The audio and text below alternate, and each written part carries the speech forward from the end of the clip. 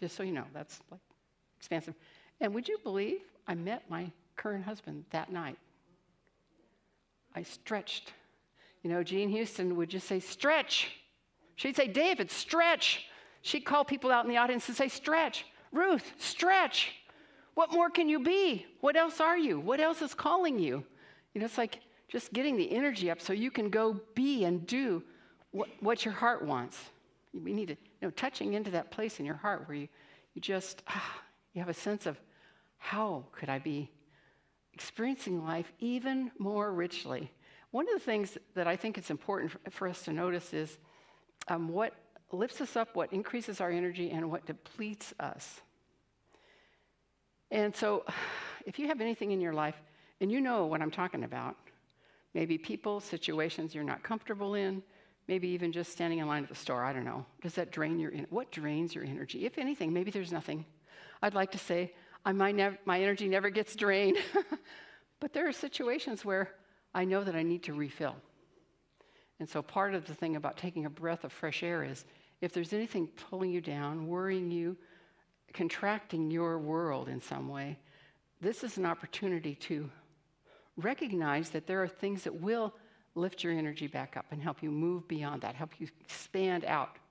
And so what is it for you? What are the things that enrich your life? What are the things that, really lift you? I'm going to share a little story with you. It's from one of my friends. His name is Joe Dickey, and he was an entertainer, a fabulous singer, just amazing. He was also president of the Big Sky Retreat up in Montana for years. He was the president of the board of that. So he wrote a book called Stories I Have Told More Than Once.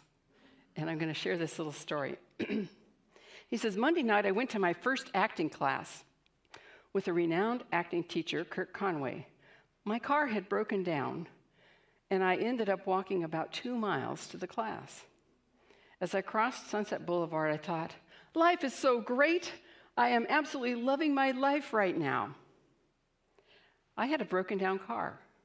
I was paying twice as much in alimony and child support as I was collecting from unemployment. I had applied for and been denied food stamps. Kirk Conway, the teacher of the class, had loaned me the initial $55 for acting classes. And I was one of the happiest people in Hollywood. Go figure. Many years later, I learned that circumstances do not determine our feelings. We determine our feelings. So with all this, he'd just gone through a divorce. And if you looked at his life, nothing looked good. And he was just filled with joy because his heart was calling him to do something. He was going to acting class. And he said, for him to put that in a book, that has stayed with him. That moment of recognition of the joy that he was experiencing right then. Yes? So that's the thing. So when I think about a breath, I want to talk about just breathing. Sunday, I talked about a mystical state of mind. And I invited everyone, okay, who was here Sunday? I'm going to be repeating myself, but some of you weren't. Good. So the whole talk, you should watch it if you haven't already, because I heard rumors that it was really good. But at the end, there are 3 things I ask us to do. The first one is court the divine. Really take time, because that's one of the things that's going to change our perception of ourselves and the world. And so it's about meditating. It's about being still, and it doesn't mean you have to sit in a lotus position with your back hurting and flies buzzing around your eyes while you try to focus on nothing. That's not it, okay? I didn't tell him that Sunday. I talked about meditating in a different way. You know that. But it's about finding time when you can just be still and focused and just be very present in the moment. When you do that and give yourself the gift of that downtime, even though thoughts start running through your mind and you just watch them go by, you don't get attached to them. It's so tempting to do your to-do list, but so the meditation for you might be something different. It might be just walking in nature, in trees. It might be going to a park where you're just at peace and you don't have a to-do list, not just going through your mind, but you're not trying to do something else. I'm someone who likes to multitask. If I'm watching something on a movie or something on television, I'm always doing something else too. It's hard for me to just sit there and watch a movie, most of the time. So meditation, or courting the divine, or opening heart and mind to something greater than we are, expanding our view of life itself. And it's wonderful to have something before you meditate that inspires you, that lifts you up, that brings your mind to a place of seeing and feeling the sense of God, the presence of God, the sense of the divine, whatever it is for you. It's nice to just set the stage so that when you are still, that's the thing that's left over in your mind, in your consciousness. But when you do that, it creates a foundation so that you're not disturbed by worldly things. Okay, so number one was courting the divine. I'm carried on too much about that. Number two was seeing the divine in others. It is not the easiest thing to do with some people. Anybody challenged with that? I mean, you don't have to raise your hand. It's okay. But it's above and beyond behavior. It's knowing that everyone's doing the very best they can, that there's something in them that has misunderstanding of their connection with all, and their connection with you, and your love of them. As I said Sunday, anything unlike love is a call for love. And so what do you respond with? You just get curious. That's my thing. I didn't even say that Sunday. But when someone's upset, first of all, don't take it personally. They might be upset with you or sort of raging and taking it out like you're responsible, but it's about them most of the time. It makes me feel better to say that anyway, okay? But I really believe people are doing the best they can with all the experiences that have happened to them. And when they know better, they will do better, as we've heard before. But it's about us stepping outside of that and knowing I'm bigger than that. I'm whole. I'm the radiant presence of God. This is just washing over me. This is like water off a duck's back. This doesn't have to come into me, and I'm not letting it come in. If anything is out there that's uncomfortable, create that safe bubble around yourself. There's another bubble. Now, there's good bubbles and there's bad bubbles and all. There's a sense of wholeness and safety that's so fabulous and expansive and grounded that you can be the presence of the divine with curiosity so you can understand what's going on and support and encourage. And if you need to, run away, because you need to also take care of yourself. And some people are crazy. I'm going to just say it. But I'm not saying don't. I'm saying you still need your own personal boundaries. Don't be taken advantage of. And don't let people step on your toes. Didn't mention that Sunday. Okay, so third thing. What was the third thing? Who knows? He just raised his hand back there. Go ahead. No. It was love, right? Be the presence of love. I thought y'all were just going to shout love. So court the divine. See the divine in all. Every place is a holy place. It's like feels the sacredness of everything in life. And then finally just love. Be the presence of love. Beam love. Feel like you're receiving love. Feel like you're a channel for love. We talked about that yesterday in the book group. It's love. It's very simple, right? Very simple. So we all know how to do that. We can do that well. Yes? Yes? Okay, good. Seems like I had something else to share here besides those three things. Oh, yeah. There's this wonderful man named Bruce Sanguin. He was a minister. I don't think he is anymore for some reason. But he says that we should exemplify the adventure of becoming. And this is what I love. He says, center yourself. So center yourself, do that. And feel yourself into being a radiant exemplar of a zesty life. Doesn't that just grab you? Center yourself. Feel yourself into being a radiant exemplar of zesty life. We are all in the process of becoming. And I think that the world is hungry for us to not be small, to be that expansive presence of love. There are people that, when we get triggered, we contract, we shut down. And so it's about that meditation practice is what will help us be grounded, whole, holy, amazing all the time, even when stuff happens in the world. Let's talk about the world for a minute. How are you doing with that? Because sometimes I've noticed if you watch a lot of news, it can affect your sense of goodness and well-being, right? And I think that you need to know what's going on in the world and support it in your own way. We all have a calling as to what we do in the world to make a difference. And when you're upset about politics or the wars or other things, the needs of people in the world, I think that that we need to see a vision of a world that works for everyone, that's beyond all that. I mean, that's our foundation of science of mind. And then we're called to do what we do, whether it's to give here, whether it's to stand up for something, whether it's just to be in a place of being at peace yourself, like the peace pilgrim. That if world peace starts with me, and how can I myself be that place of peace? Be that place of just relaxing. And so, as you're imagining yourself having a zesty life, what comes to you? I'm curious. I want to know, do anybody have anything you want to share about the way that you could expand? Anything that you could do outside your bubble? Yes. I started playing pickleball. Pickleball, thank you. It's so much fun. It gets you out of the house, and it's just because I'm a very beginner. Uh-huh. So I don't feel like a dork out there because I'm supposed to be. I'm in the beginners. So it's just been a lot of fun, actually. We should have had a mic here for you because that was good. So we're going to be interactive from this moment forward, so Mike Renner should come be present. What else? What else are you doing? Anybody else expanding out, doing something really crazy fun? Join the choir. Join the choir. How's that going? Good, good, good. What else? What else are you doing? Okay. Come on, someone's doing. What's that? Playing an instrument, drum circle. Drum circle. Oh, yes, drum circle. That's awesome. Doesn't that? Whew. That's good. What else? Uh-huh. What else are you doing? Come on. Okay, now I want you to check in and see what could you do? What could you do to feel a greater sense of self? What could you do to lift your heart up or raise your energy up that you haven't been doing, right?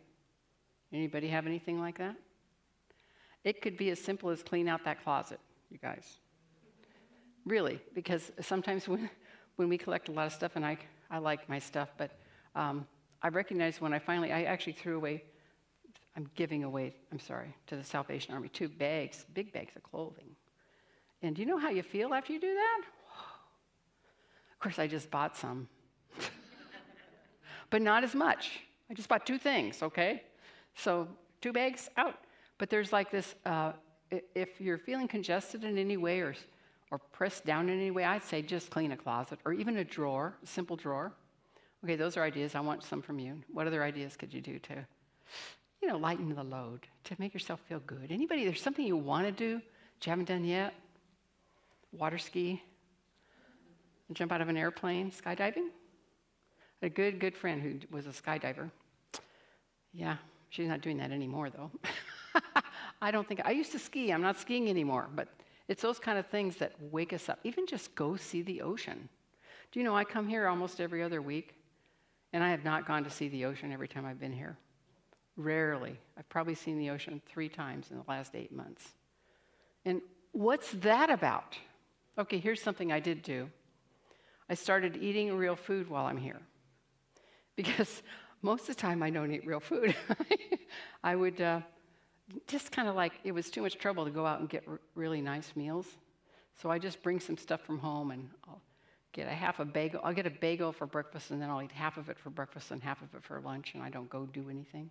This week, I went out to lunch. I had a big salad. I actually went down to the bistro place and got dinner yesterday. It's like those little things we do for self-care too. Those are important to keep us whole and healthy. And I'd eat a lot of chocolate too, because that's my go-to. Crackers and cheese, I bring that. I bring bagels and cream cheese. And I could live off that for a week. It's not very, very good for you, is it? So this week I kind of set this intention to do better self-care and eat real food. I'm proud of myself. Had tomato soup, homemade. It was delicious tomato soup last night from some fabulous place. It was nothing like the stuff you get in a can. Didn't know this thing existed before. Awesome. Okay, anything else? Yes, David. I'm going to the British Isles in May. There you go. British Isle on a cruise. Where are you cruising from? Amsterdam. Oh, so you're flying over there and then cruising the British Isles. Oh, okay, that's good. I like that. Anybody else doing something exciting? Did I see a hand? Nope. Well, I just went to Japan in November. That was expansive. That was a lot of walking. That was good for me. I think the other thing for me is to move. Just move. Need to get up, walk every day, walk a lot. I walk more here than I do when I'm home sometimes. I need to make a point of walking at least as much. I get 5,000 or 6,000 steps in just being in this facility because the thing is so big. I probably should do 10,000 steps a day.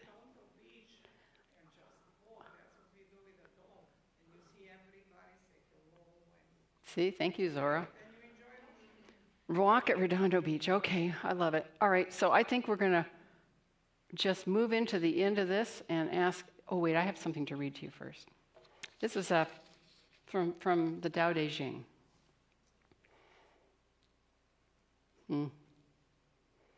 Which is interesting that I chose this to read. See how you feel about it. When I let go of what I am, I become what I might be. When I let go of what I have, I receive what I need. By yielding, I endure. When I give of myself, I become more. When I feel most destroyed, I am about to grow. If I desire nothing, a great deal comes to me. I have mixed feelings about that. How about you? Most of it I love, but I don't want to have to not have anything. I don't want to, I don't want to let go of what I have, really. But I get the point that if I'm not attached, my needs are met. I have plenty. So it's the really releasing of attachment. That's more of a Buddhist thing, but that's where that comes in. And then, of course, when I desire nothing, because I desire stuff, you guys, I'm sorry. I desire things. But when I get in touch with what really makes my heart sing, and I'm not attached to it, it's more like the feeling as opposed to the things, the outer world stuff. It's more like what is going to lift me up, and then that just naturally comes to me. It's so awesome. Well, I am going to end with a prayer, but before we do that, what I'd like to do is just check in and see if anybody has any questions, because I have the answer to everything, as the book group found out yesterday. Ask me anything. I know the answer. Or I will make one up that sounds pretty good. Or prayer requests, or something you'd just like to share. Now, here comes the official mic. We're ready for this. Anybody? Such an exciting group today. No prayer requests. Well, you could pray for me. I think I have to have a hernia operation in the near future, so. Okay, tell me your name. I should know it. Oh, I'm Steve Dare. You're what? Steve Dare. Steve. Okay, Steve. Thank you. Thank you, Steve. Steve Derrick. Yes, Diane. My granddaughter Margot has a cat, Dinkley, who has some incurable disease. It's something that the vet says it just happens. There's nothing you can do about it. So Dinkley is on borrowed time. So I would like to pray for Dinkley's fast passing peacefully. And what's your granddaughter's name? Margot. Margot. We're going to pray for. How's Margot doing with that?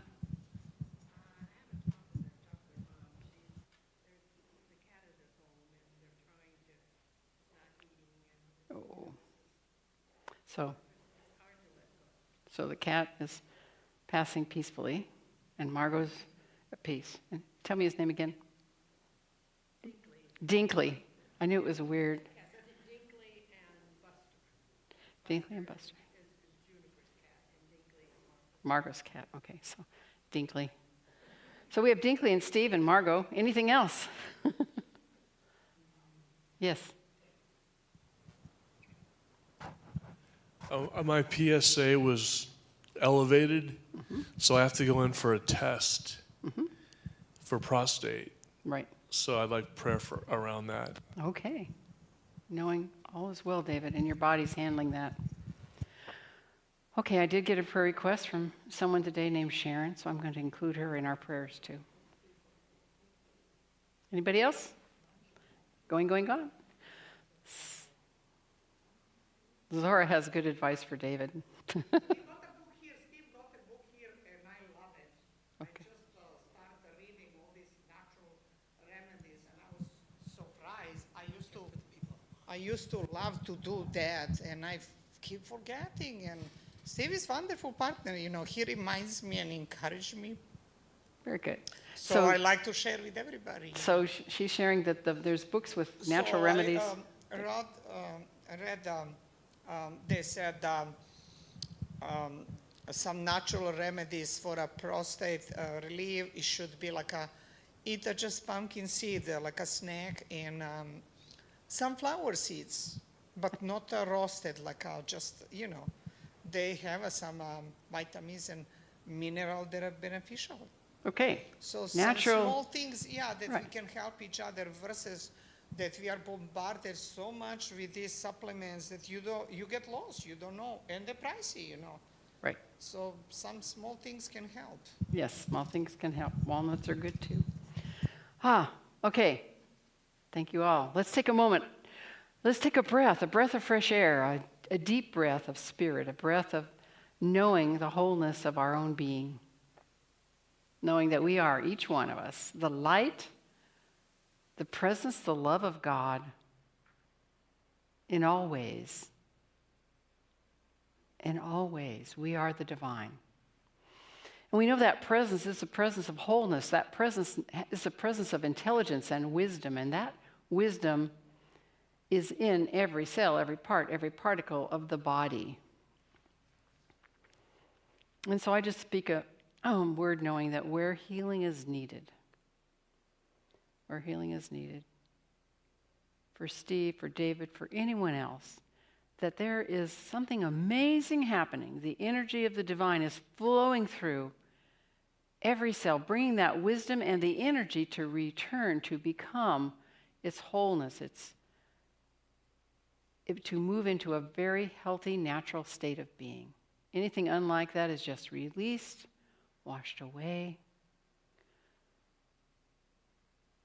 That there is the light and the wisdom and the divine presence that created all that is, dynamically creating health and well-being right now, wherever it's needed, in anyone's body, part or particle. I'm going to name Sharon as well, so that from this moment forward, there's healing happening in amazing ways. The body knows how to do that.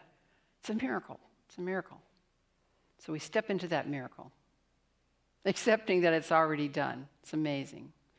And we speak a word for Dinkley and Margot, knowing that Dinkley's passing is easy, that the family feels supported, loved, appreciative of precious Dinkley's life, that Margot is at peace about this natural process, that there's a faith there, that there's something greater over the rainbow for this beloved pet.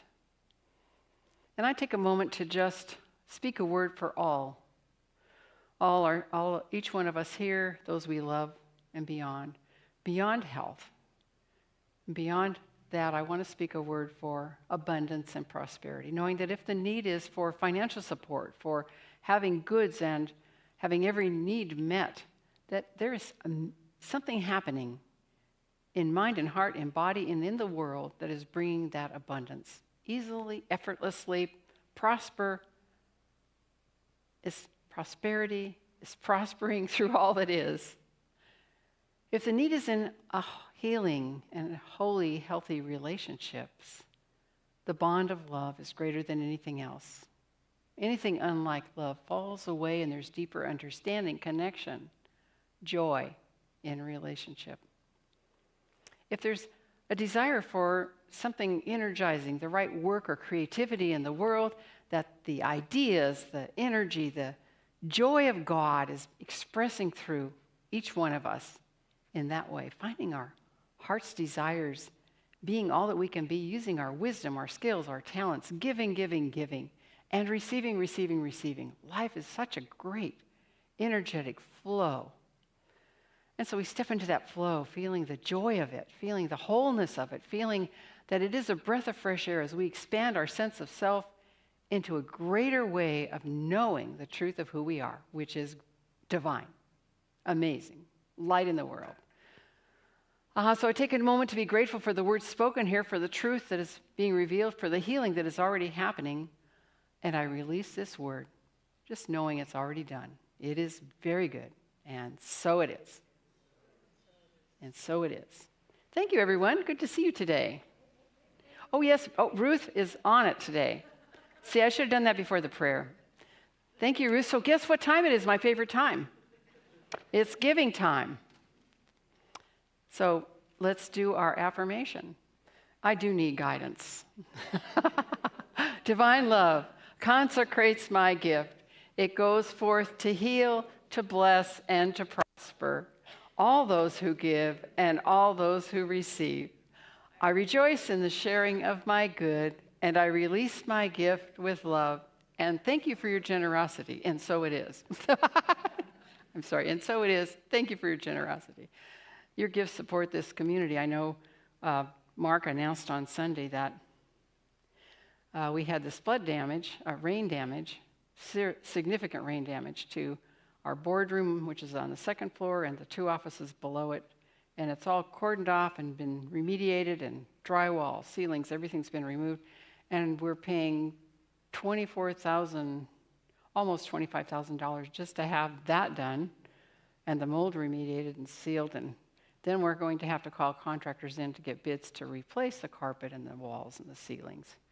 And that's both floors. It's really interesting. So, we're going to be looking at ways to raise money. If you have ideas, come share them. I know this is going to unfold beautifully, that we have all the support we need to handle that and take wonderful care of this amazing facility. We really are blessed to have this beautiful sanctuary and facility. So it is. Thank you for gifts. Thank you, Ruth, and have a great day. I love you all. Thank you. Thank you, thank you, thank you. Also, we're getting rails on the stairs here. We're going to do that. We need to do that for the choir for sure. Remind me one more time about the 3 things: covet, define.